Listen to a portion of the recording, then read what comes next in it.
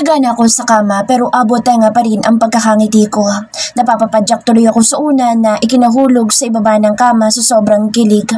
Dinampot ko ang unan at bumalik sa kama. Hindi pa ako makatulog dahil may hinihintay akong chat. Nakatulala lang ako sa kisame nang tumunog ang cellphone ko. Excited ko iyong binuksan at hindi ako nabigo sa hinihintay ko. Sputnik Ranger. Hey baby, still awake? May kasunod pa iyong chat. Can I call you my angel baby? Napasinghap ako kaya agad ako napabangon. Dali-dali kong sinuklay ang buhok ko gamit ang daliri ko. Kinagat-kagat ko ng mahina ang ibabang labi ko dahil alam kong putla ako. Ilang beses ko yung binabasa ng paulit-ulit bago ako nag-reply. Pero bago ko ito nireplyan ay kinapa ko muna sa bulsa ng bag ang earphone. Okay. Kaka-reply ko pa lang nang tumawag na agad ito sa akin. Gosh, ito na.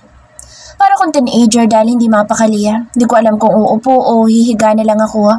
Pinindot ko ang green button at hindi ko na alam kaya napahiga na lang ako sa pagkakataranta. Ngayon ko pa talaga nagkakaganyan self. Hindi naman kayo first time na mag-uusap. Hey baby. Malakang pagkakangiti ni Lander pagkabungad nito. Base sa background nito ay nasa kwarto na ito at nakahiga dahil nakita ko na naman na ang silid nito. Napatawag ka? Pilit kong nilunok ang laway ko na bumabara sa lalamunan ko. Gusto kong makita ang baby ko. Nakita na tayo kanina, di ba? Pagtataray ko pa kahit parang nagwawala na ang kalamnan ko sa katawan. Iba kanina at iba ngayon. Ikaw pa ba? Alam mo naman na palagi kitang namimiss. Napaawang ang labi ko sa diretsang pagsasalita ni Lander. Actually, hindi ko gusto na makapag-usap sa iyo ng ganito through phone. Hindi ako sanay. Mas gusto ko nakaharap kita at nakahawakan. Ewan ko sa'yo, Yossi boy. Nagsalubong ang kilay nito. I didn't smoke here. Gusto kong matawa sa pagkalito ng mukha ni Lander pero itinapat ko ang front camera sa pader para ikawala ang pagtawa ko. Are you okay, baby? Tumikim muna ako, tinaplos ang ilong ko. Oo naman, bakit? Narinig ko na napabuntong hininga si Lander. Baby, ihatid kita bukas sa school mo. Wag na. Baka makita ka nila. Alanganin ko sagot. Nakita ko sa mukha ni Lander ang pagseryoso. Kilala na ako ng mga kaibigan mo. May pinagtataguan ka pa ba?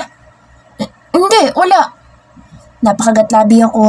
Ayokong malaman ito ang nangyari kung bakit napasugod sa labaya dito sa bahay. Kahit nakakagalit si Crystal ay kailangan ko siyang makausap ng maayos. Ihatid at susunduin pa rin kita, baby. Sa ayaw at sa gusto mo. Ano to, parasahan? Napataas ang isang kilay ko. Parang gam na nga. And you can say no, baby. Pumayag ng papa mo. Anong ibig mo sabihin? Halos mabingi ako sa lakas ng kalabog ng dibdib ko sa huling sinabi nito. Pero ayokong bigyan ng ibang meaning iyon. Basta, go with the flow ka na lang, baby. Malapit na akong umalis. At baka matagal-tagal ako makabalik. Mas lalo kitang mamimiss dito ng gusto. Hindi ko na alam kung ano pa sasabihin ko sa mga salita ni Lander. Hayaan mo nila ako na makasama ka. Kung papayag ka nga, pwede na rin ako makitulog sa tabi mo. Lander! Medyo napataas ang boses ko. Kung papayag ka lang naman, baby. Kung hindi, makapaghihintay pa naman ako. Ikaw pa ba? Ang lakas mo kaya sa akin? Sabay ngisin nito sa akin. Napasamangot na lang ako sa mga pinagsasasabi ni Lander. Nakakaskandalo iyon kung sa ibang tao siguro pero dahil kay Lander mismo iyon ay parang lumilipad ang katawan ko. Inabot pa na isang oras, mahigit ang tawag namin ni Lander nang hindi ko namamalayan. Good night na, baby ko. See you tomorrow. Night. Tumawa ito ng mahina. Love you. Agad kong pinatay ang tawag at inilagay sa ilalim ng una ng cellphone. Napadapa ako nang wala sa oras at kulang na lang ay ilubog ko ang buong mukha sa unan. Impit akong napasigaw sa unan. Bakit siya nag-love you sa akin? Ilang oras lang ang itinulog ko dahil sinapuyat ako sa kakaisip kay Lander. Kung hindi dahil sa alarm ng cellphone ko ay tiyak kumihilig pa ako hanggang ngayon. Naligo na ako at nagbihis at bitbit ko ang bag ko para bumaba. Munti ko pang mabitawan ang hawak kong bag nang makita ko sa kusina ang nakatalikod na walang iba kundi si Lander. Napaharap ito bigla habang may suot na apron. Malaki ang pagkakangiti nito nang makita ako. Good morning, baby. Ilang sandali ako natulala ngayong umaga. Come over here. Tapos na din ako magluto, baby. Mula sa loob na ibinaba ko sa sofa ang bag ko at lumapit sa lamesa kung saan marami ang nakahain. Niluto mo ba itong lahat? Napatingin pa ako sa kamay nitong may hawak na sandok at inilagay nito sa malaking bowl na may sinangag na kanin. Hindi lahat. Ang mama nagluto nang maabutan ko siya dito sa kusina, kaya ako na nagtuloy. Nagkatitigan kaming dalawa ni Lander. Bago pa ako nito higupin ng buo ay iniiwas ko na ang paningin ko. Nasaan na si mama? Umakyat dahil narinig na umiiyak sa Trisha. Napatango na lang ako. Akmang kukuha ko ng pinggan nang patigilin ako ni Lander. No. Just sit here, baby. Ako naman na mag-aasikaso sa maganda kong minamahal. Napapikit ako ng mata. Hindi ko alam kung nangiinis ba itong si Lander dahil sa pagiging makata, bigla, o kikiligin na lang dahil ngayon ko lamang narinig ang mga ganitong bagay. Ipinaghila ko ng upuan ni Lander. Nilagyan niya rin ng pinggan ang harapan ko na may kutsara at tinidor. Biglang kumalamansikmura ako dahil sa mabangong amoy ng sinangag at pritong tuyo na may kamatis. May luncheon meat, hot dogs, itlog na sunny side up at omelette at ang tirang ulam kagabi na bulalon na ininit. May slice na manggang hinog at pakwan pa. Ang dami nito. Gusto kong awatin si Lander sa paglalagay ng pagkain sa plato ko. Halos mapuno iyon. Kumain ka ng kumain, baby.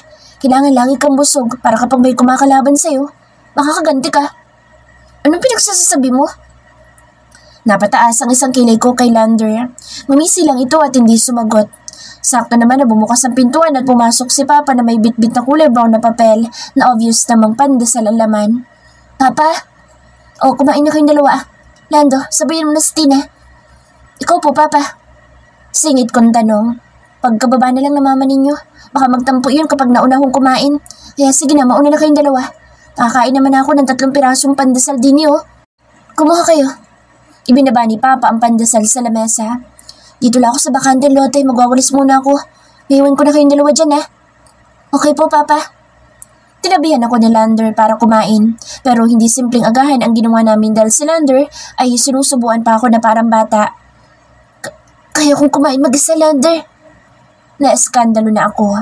Baka biglang lumitaw ang magulang ko ay nakakahiya na baka makita nila kaming ganito ang ginagawa. And so, there's nothing wrong if we do this? Lander naman eh. Wala na ako nagawa kundi kumain ng kumain. Sumot tuloy ang plato at walang nasayang na butil. Mabilis pa sa kidlat na kumain si Lander dahil mas focus niya ang pagsusubo sa akin. Nagpaalam na ako kay Mama at Papa at ganoon na rin kay Trisha na bagong gising pa at wala sa mood. Mag-iingat kayo mga anak.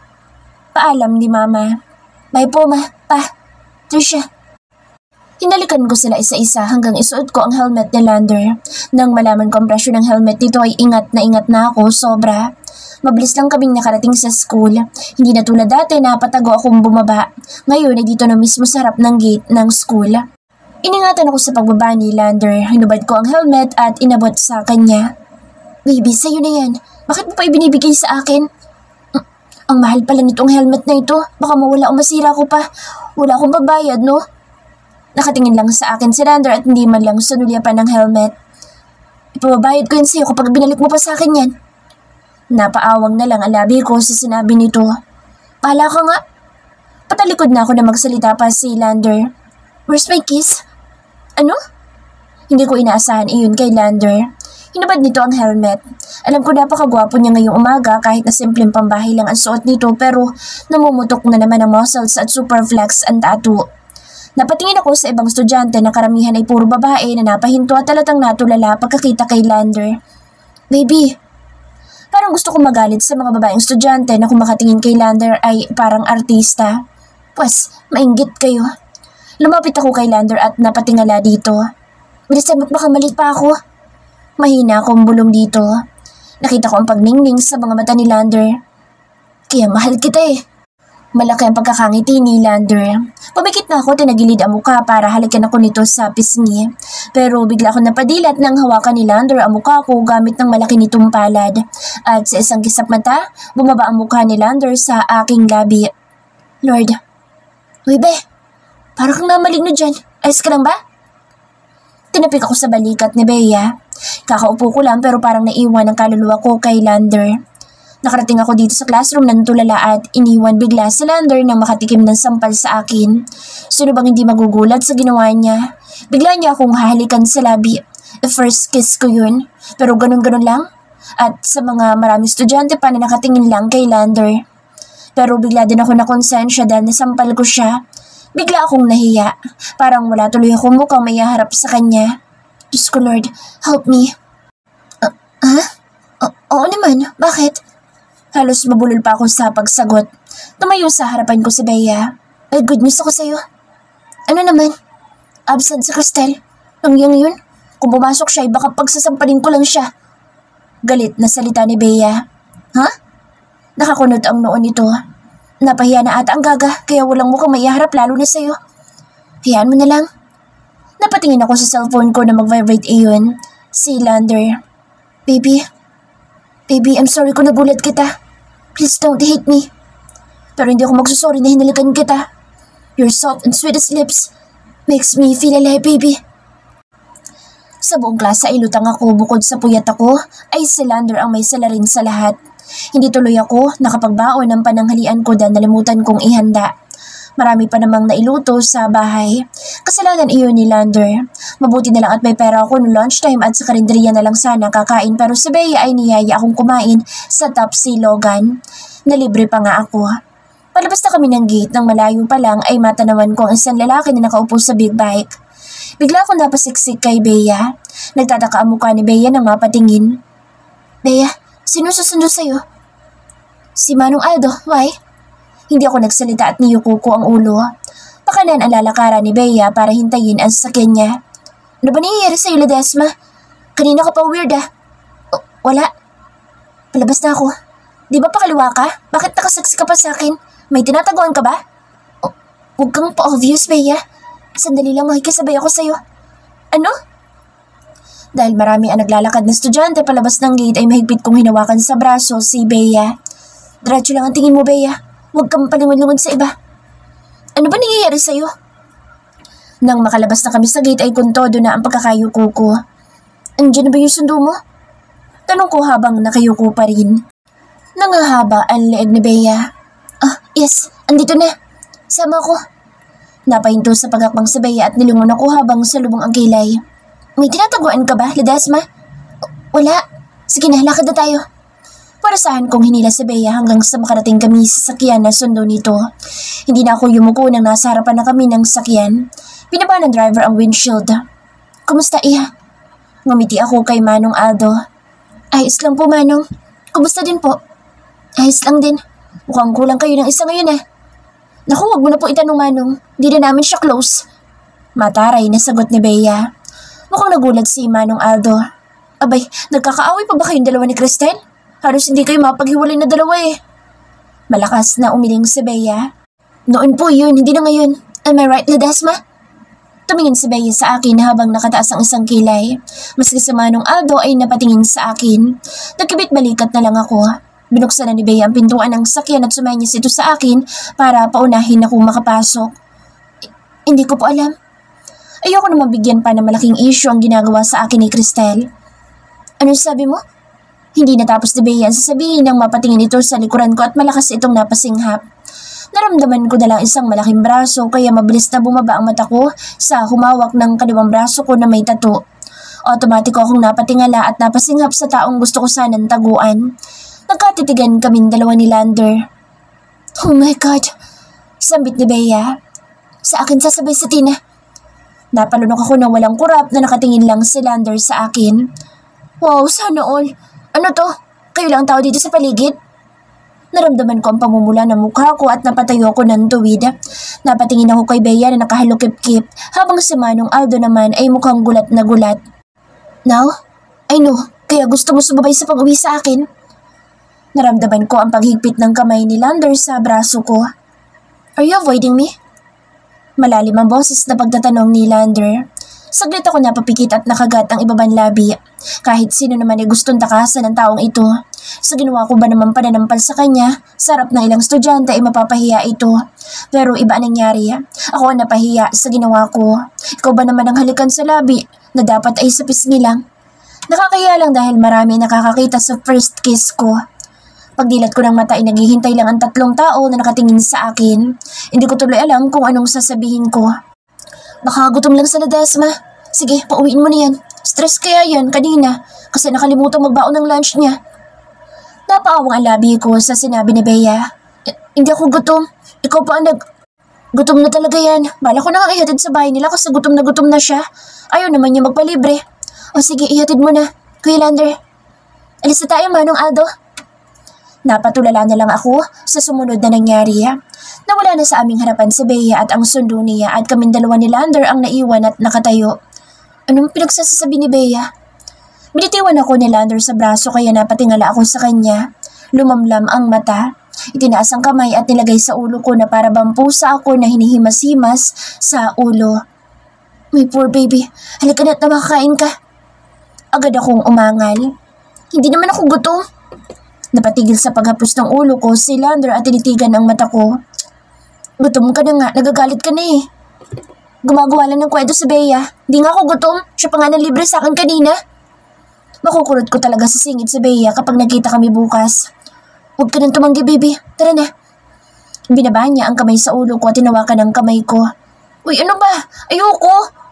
Para kami magkasintahan sa pagkakahawak niya ng kamay ko kaya pilit akong bumibitaw pero walang nangyari dahil sa laki ng palad nito. Napahigpit sa paghahawak sa kamay ko si Lander at nagsimula na itong humakbang. Wala na akong nagawa kundi ang maglakad at baka madapa lang ako dahil ayaw nitong bitawan ng kamay ko. May napapatingin sa aming ilang estudyante habang patawid kami ng kalsada. Nasa harap ng convenience store, nakaparka ang big bike ni Lander. Wala na akong kawala sa kanya kaya inilabas ko na lang ang helmet niyang malaki at pagkabigat pa naman sa tote bag ko. Para akong balot vendor pero hindi naman ako nahihiya dahil hindi ko naman iyon iniisip. Hindi nga nagtanong si Bea sa akin kanina dahil sa dala kong helmet dahil ang buong atensyon niya ay ang pagkainis kay Cristel. Si Lander pa mismo ang nagsuot ng helmet sa ulo ko. May ilan akong narinig na nagbubulungan na parabang kilig na kilig sa paligid ng tingnan ko ang ilang estudyante. May starstruck, napapanganga at napahanga habang nakatulala kay Lander. Sinadya ko nga silang harapin para matigil sa kakatingin sa kasama kong panay ang taas ng braso na parabang nananadya talagang ipakita ang matambok niyang muscles. Napatigil sila nang tingnan ko sila isa-isa. Ang haharot ng mga ito. Alam na nga na may kasama, ang tinitingnan nila kung makatulala naman. Napaharap ako kay Lander nang hawakan nito ang baba ko. Kung saan-saan ka pa tumitingin, baby. Let's go. Tinapunan ko pa ng isang tingin na ilang estudyanteng gagaya ko at tinaasan ng kilay kahit hindi naman nila nakikita. Para akong bata na hinawakan ni Lander sa bewang at isang iglap lang ay nakaupo na ako sa kanyang big bike. Kapit ka, baby. Napayakap ako sa bewang ni Lander nang simulan nitong paandari ng motor. Saan tayo papunta? Nagtaka ako nang mag-iba ang rutang dinadaanan ni Lander. Somewhere in paradise. Napahigpit ako sa pagyakap sa bewang ni Lander nang bilisan niya ang pagpapatakbo ng kanyang big bike. Dahan-dahan naman, ayoko pang mamatay. Ani ko, narinig ko ang pagtawa nito na parabang natutuwa sa pagkatakot ko. It won't happen to my baby, and it will never happen. Hindi na ako sumagot nang maramdaman ko ang kamay nito na humawak sa tuhod ko na parabang sinasabi niya na pumanatag na lang ako at magtiwala sa kanya. Isang oras kami bumiyahe ni Lander at nagulat ako kung bakit dito niya ako dinala sa Sisiman Beach dito sa Bataan. Pumasok kami sa isang entrance at nagbayad si Lander sa tagaharang para magbayad ng 20 pesos kada tao at sa parkingan ng motor. Libre ang dagat para paliguan pero para daw sa kalinisan ay kailangan magbayad sa tao. Ayos lang din naman dahil kung itong hanap buhay ng ilang tao. Pagkaparke ng big bike ay naunang bumaba si Lander at saka ako ay kanyang ibinaba. Hinubad ko ang helmet at saktong humampas ang malakas na hangin mula sa dagat. Napahawak tuloy ako sa buho ko para hindi sumabog sa mukha ko. Bakit dito tayo nagpunta? Hindi ako nakapagpaalam kay mama at papa, baka pagalitan ako. Hinubad muna ni Lander ang helmet at kasabay noon ay ang biglang pagsayaw ng buhok nito. Ang gwapo niya, nakakainis. Nagpaalam ako't pumayag si mama at papa. At syempre, nagpaalam din ako kay Baby Tricia. Ngumiti ito ng pagkatamis-tamis na maski ang mga mata ay nakangiti rin. Nagini tuloy bigla ang tiyan ko. Pumayag sila? Pero hindi ko alam. Napaiwas ako ng tingin kay Lander.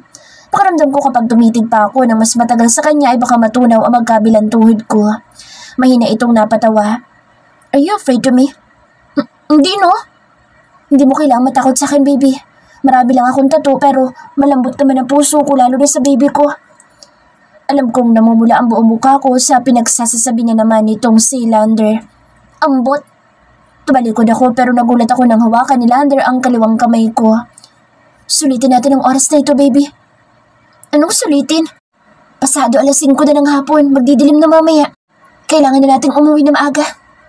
Tiningnan ko ang kamay namin dalawa na magkahawak. Kahit kailan ay wala pa akong nakahawakang kamay tulad ng ginawa ni Lander sa akin at hindi lang naman ngayon niya ito ginawa. Kahit dito mga nakaraang araw ay nakakahawak ito sa kamay ko na para bang nobyo ko siya kahit hindi naman. Kaya nga susulitin natin para hindi masayang ang gabi natin nang walang nangyayari. Napaawang ang bibig ko sa sinabi nito. Ano? Kailangan may mangyari ngayong gabi? Natatakot akong pumiglas kay Lander. Kahit kailan ay hindi ko ito inisip at mas lalong hindi sa ganitong sitwasyon. Baby, that's not what I mean. Hindi pinayagan ni Lander na makawala ang kamay ko. Ano pala? Napataas na ang boses ko. Calm down, baby. Nagpalingalinga ito sa paligid kung may mga tao bang nasa malapit pero may malalayo ang ilang tao na kadalasan ay papauwi na. Gusto ko lang na makasama kita dito at hindi siniisip mong kagagalit mo. I still respect you, baby. Ayoko mawala ang tiwala na ibinigay sa akin ni Mama at Papa. Mababa lang ang boses nito. Napatitig ako kay Lander. Nakikita ko sa mata niya ang katapatan. Tama nga naman, kung may gagawing masama ito sa akin ay matagal na niyang ginawa. Puro kabutihan niya lang ipinapakita niya sa akin at sa pamilya ko. Marami na rin naitulong na bukas palad niya ibinigay na walang kapalit. Tiwala ang magulang ko kay Lander na hiling ko lang ay sana'y hinding-hindi niya babaliin. Namalayan ko na lang na naglalakad kaming dalawa ni Lander. Kumuha ito ng cottage para sa pahingahan namin. Dito inilagay ang helmet namin dalawa at ang tote bag ko. Hindi lang iyon basta-bastang cottage dahil upgraded iyon. Kung sa loob ay simpleng nipakat pero may kasamang aircon at isang window glass na tinted. Dito sa loob ay malinis at may isang papag na kawayan na maliit na pang-isahang tao lang at hindi pwede ang isang bulto ng katawan ni Lander. May 2 unan at kumot na kulay puti na malinis at mabango. Isang pahabang upuan na kawayan at parisukat na lamesang kawayan at may maliit na bulaklak sa gitna, pan-design. May isang pintuan doon na sinilip ko ay maliit na banyo. Nakakatuwa dahil sobrang linis at mabango kahit na ang dingding ay gawa lang sa kawayan. Lumabas si Lander at may kausap na stop na may-ari ng cottage. Hindi naman ito nagtagal ay bumalik na rin. Are you hungry, baby? Nakayuko lang si Lander dahil mababa lang ang taas ng roof noon. Umiling ako. Hindi pa. Are you sure? Hindi ka pa kumakain, sabi ng kaibigan mo. Sinabi niya lang iyon, pero kumain ako no lunch at nilibre niya ako. But you still didn't have any snacks yet. Totoo iyon, pero sandaling ito hindi ko maramdaman ang gutom. Gumuntong hininga si Lander. Lumapit ito kaya napatingala ako sa pagkakaupo ko. Kunting tiis lang, baby. Makapaluto lang ako ng dinner natin. But you can eat anything. Bibili ako. Napatayo ako. Halos magdikit ang aming katawan dahil sa sobrang lapit dito sa akin. Hindi na. Busog pa naman ako. Ayoko nagugutom ka. Hindi nga ako gutom. At saka kakain naman pala tayo ng dinner kaya wag na. Baka mabusog lang ako. Hindi pa ako makakain ng pinaluto mo. Bigla akong nailang sa kanya. Hindi ko kaya makipag eye-to-eye contact. Para laging nanghihigop ng lakas. Hanggang ngayon din ay hindi pa namin mapag-usapan ang nangyaring paghalik nito sa akin. Ayoko rin na magbanggit ito dahil nahihiya ako at ang awkward dahil sa malakas na pagsambal ko sa kanyang pisngi. Nakonsensya pa rin ako sa ginawa ko sa kanyang pananakit pero mali naman yung paghalik niya sa akin sa labi. Ayoko nang balikan. Okay. Niyaya ako ni Lander na maglakad-lakad sa dalampasigan. Nagubad kami ng sapatos para magpaa. Iniwan namin ang gamit at may puntuan naman iyon na pwedeng mag-lock dahil may susi. Hinawakang muli ni Lander ang kanang kamay ko. Ang sarap sa pakiramdam ng nakatapak sa buhanginan habang naglalakad sa tabi ng dagat. Masarap din sa pakiramdam ang pagtama ng tubig, alat sa paa ko. Kasabay noon ay ang malakas na hangin. Naglakad kami ng mabagal at ninanamnam ang sarap ng simoy ng hangin at paghampas ng mga alon sa mga bato. Dito tayo, baby. Napatingin ako sa tinuro ni Lander kung saan ang maraming malaking bato. Napatingin ako sa ibang direksyon. Napalayo na pala kami sa paglalakad dahil ang ibang tao ay lumiit na. Konti lang ang naliligo at ang iba ay umaaho na dahil sa papalamig na ang hangin. Inalalayan ako ni Lander na umakyat sa isang mataas na bato. Napangiti ako dahil maganda ang view sa mataas na batong kinatatayuan ko. Malapit nang lumubog ang araw. Baby, come here. Napaharap ako kay Lander. Nakita ko siya nakayuko at pinapagpag ang bato gamit ang kanyang kamay. Nauna itong naupo sa akin. Dito ka. Tinapik pa nito ang bakantang bato na medyo patag na pwedeng maupan. Thank you. Pagkaupo ko ay sakto kong naamoy ang kabanguhan nito. Pantay ang aming mukha dahil may kaunting taas ang batong kinaupan ko at magkalapit kami sa isa't isa. Kaya napaayos ako ng pagkakaupo tumarap sa kagandahan ng karagatan na ngayon ay nagkukulay kahel na. Papalubog na ang araw at ang langit ay naghahalo na sa kahel at lila. May ilang bituin na rin ang kumikislap sa kalangitan. Hindi ako magaling sa painting pero parang gusto kong gawin iyon dahil sa ganda ng nakikita ko ngayon. Kinuha ni Lander ang kaliwang kamay ko na ikinagulat ko. Titig na titig ito sa akin at hindi ko inaasahan ang paghalik nito sa likod ng palad ko. Ang sabi ko lang dati, may makasama lang ako sa paglubog ng araw. Siya na ang bala kong maging asawa. Kasabay ng panlalaki ng mata ko ay ang pagbuka ng labi ko sa pagkabigla. Noong una, kahit sinong makikilala ko, basta sabay kaming manonood sa paglubog ng araw, ay pangako kong siya na. Ano ba yung sinasabi mo, Lander? Mahina ang boses ko pero ang dibdib ko'y malakas ang pagkabong na halos ikabingi ko. Gusto kong malaman kung anong nakikita at nararamdaman mo ngayon. Napahiwalay ang mata ko kay Lander. Ibinalik ko iyon sa karagatan at sa araw na ngayon ay kokonti na lang ay magpapaalam na. Magandang paglubog ng araw dahil sa kulay nito. Pati ang langit ay maganda na parang nasa labas ka ng mundo. Masarap din sa pakiramdam ang simoy ng hangin na nakaka-relax sa lahat ng nakikita ko ngayon. Salamat sa'yo. Napabalik ang tingin ko kay Lander pero ganoon na lang ang gulat ko nang halos maduling na ang paningin ko sa sobrang pagkakalapit nito sa mukha ko. Napahawak ako sa magkabilang balikat nito para bigyan ng hangin ng bawat isa sa amin. Sa sobrang lapit nito ay baka magkapalit kami ng mukha. Lander, hindi naman ito tumutol sa paghawak ko sa kanyang balikat. What I see now is more than the beauty of the skies and the ocean. Napaawang na lang ang labi ko. Hindi siya makata pero parang ang galing niyang magsalita. Nakakarupok ng buto pero nakakapagpakalma ng puso. You are the perfect woman, an angel from above, whom I admired since the first time I laid on you. Every day, every night, you captivate my heart with love. In your presence, time stands still and my heart finds peace. Your grace and beauty illuminate even the darkest of days. With every glance, you paint colors of joy in my world. Lyrics ba yan ang kanta? What? Sandaling natulala si Lander sa akin. Baby, no. Napakagat labi ito, tinitigan ng labi kong nakabuka. Nilakasan ko na nga loob kong maging poetry. Hindi mo malang na-appreciate? Parang may halo lungkot ang mata ni Lander. Ha? Hindi, I mean, napisil ko tuloy ang balikat nito dahil sa taranta. What?